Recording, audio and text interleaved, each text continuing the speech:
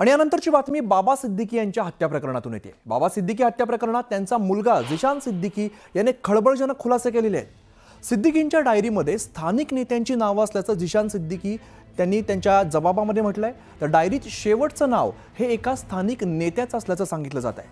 त्याशिवाय झिशान सिद्दीकी यांनी काही मोठ्या बिल्डरची नावं घेतलेली आहेत। झोपडपट्टी पुनर्विकासाच्या मुद्द्यावरून बाबा सिद्दीकी यांनी आपले काही शत्रू निर्माण केले असल्याचं सुद्धा झिशानने त्याच्या जबाबामध्ये म्हटलेलं आहे। झिशानच्या जबाबानंतर आता बाबा सिद्दीकी हत्या प्रकरणावरून राजकारण चांगलंच तापणार असल्याची शक्यता आहे। कुछ स्टेटमेंट को तोड़ मोड़ के चलाया जा रहा है। मैं ये स्पष्ट करना चाहूंगा कि इधर भी चार्जशीट में मेरा कोई नाम नहीं है। ज़ीशान सिद्दीकी ने बाबा सिद्दीकी जी की जो दुर्घटना हुई उसके बाद जो अपना स्टेटमेंट दिया, उन्होंने उसमें मेंशन किया कि जिस दिन ये घटना हुई उस दिन बाबा सिद्दीकी जी की बात मेरे से हुई थी। मैं ये स्पष्ट करना चाहूंगा कि बाबा सिद्दीकी जी मेरे 15 साल से पुराने दोस्त हैं और हम लोग हर हफ्ते में 2-4 बार बात करते थे। और ये बहुत ही दुखद बात है, जिस दिन उनकी ऐसी घटना हुई ये सबके लिए शॉकिंग था। और शाम को उनकी मेरी आपस में बातचीत हुई और हम लोग ऐसे पॉलिटिकल नॉन पॉलिटिकल बांद्रा में होने के कारण, मैं भी 15 साल से बांद्रा में रहता हूँ, वो भी बांद्रा के थे, तो एक हमारे बहुत ही मधुर संबंध थे। जिस सब एंगल को पुलिस ने अगर उसका इन्वेस्टिगेशन किया होगा और पुलिस को जो जानकारी मिली उस हिसाब से चार्जशीट फाइल होगा। अब उसके बावजूद भी अगर ज़ीशान सिद्दीकी के मन में कोई प्रश्न है तो सरकार तो उनकी है, वो कभी भी सरकार के पास में जाके उसके बारे में इंक्वायरी फिर से करके जो एक्चुअल इसमें जो उनके मन में बातें हैं वो सरकार को बताना चाहिए, पुलिस को बताना चाहिए और सरकार की कॉन्फिडेंस ले। आपल्या महाराष्ट्रातच मराठी माणसाची गळचेपी होती आणि हे वारंवार समोर येत आहे।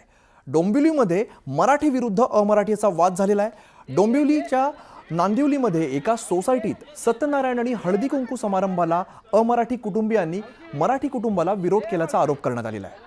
अपशब्द वापरल्याचा आरोप सोसायटीत राहणाऱ्या मराठी कुटुंबातील महिलांनी केलेला आहे। 27 जानेवारीला रात्री सोसायटीमध्ये या वादातून मोठा गोंधळ झालेला आहे। या प्रकरणी मानपाडा पोलीस ठाण्यामध्ये दोघांविरोधात गुन्हा दाखल केलेला आहे। तर तिकडे रायगडच्या भोकरपाड्यामध्ये एका मराठी कुटुंबाला परप्रांतीय कुटुंबाकडून सातत्याने त्रास दिल्याचा धक्कादायक प्रकार समोर आलेला आहे।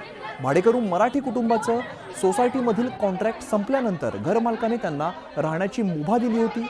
मात्र सोसायटीतील परप्रांतीय चेअरमन महिलेकडून रूम सोडण्यासाठी या कुटुंबावरती सातत्याने दबाव टाकण्यात आलेला आहे। मराठी माणसाची इथे राहण्याची लायकी नाही असं म्हणत शिवीगाळ केल्याचा आरोप गायकवाड कुटुंबाने केलेला आहे। या घटनेनंतर मनसे परप्रांतीय कुटुंबाला त्यांनी जाब विचारलेला आहे, तसंच मराठी कुटुंबाची माफी मागायला लावलेली आहे। त्यामुळे मराठी माणसावरती अन्याय करणाऱ्यांना चाप कधी बसणार, मराठी माणसाची गळचेपी कधी थांबणार असे अनेक सवाल उपस्थित केले जात आहेत। भट नावाचे इसम त्या सोसायटीमध्ये राहतात। त्यांनी व्हॉट्सअप ग्रुपवर विरोध दर्शवला आणि तुम्ही नास्तिक आहात असे शब्द वापरले, त्यामुळे त्यांच्यात वाद झाला।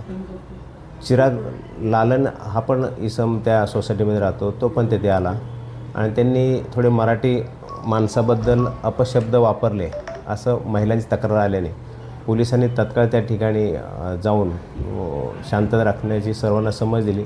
सदर ठिकाणी शांतता झाली आणि त्यांच्या तक्रारीनुसार मानपाडा पोलीस ठाणे येथे गुन्हा दाखल करण्यात आला। पुढील कारवाई चालू आहे। महिलांच्या सुरक्षेचा विषय आहे आणि हे बाहेरचे लोक जे परप्रांतीय येतात आणि इथं जे आपल्या मराठी माणसाला जे शिवीगाळ करतात हे चुकीचं आहे। त्यामुळे आम्ही जाब विचारायला आलो तरी आम्हाला सुद्धा गेटच्या आतमध्ये त्यांनी येऊन दिलं नाही। आपण शिवीगाळ केली ना म्हणून एवढा त्रास झाला। मी सांगत होती त्यांना तुम्ही कमी आवाजात बोला, शांततेत बोला, तरी पण ते शांततेत बोलायला तयारच नाहीयेत। तुम्ही आताच्या तरुण खाली करा, ही कुठली भाषा आहे? शांततेत पण माणूस बोलू शकतो। मी त्यांना एवढं सांगते की माझ्या वडील आजारी आहेत, हार्टचे पेशंट आहेत, तरी त्यांना आता त्रास झाला की त्याला जबाबदार कोण असणार आहे?